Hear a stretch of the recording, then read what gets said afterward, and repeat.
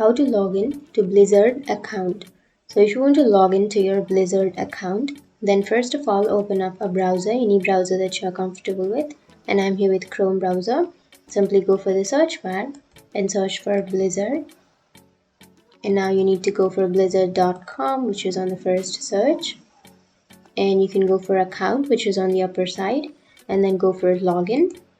And to log into your account, you can log in using all of these accounts if you have them, but you can also log in with your email or your phone number.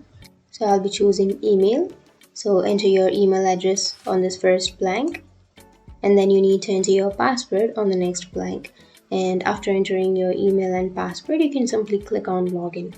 But if you're facing a problem, like if you have forgotten your password or if you have forgotten your email, then you can go for can't login, and then you can get some steps to recover your account.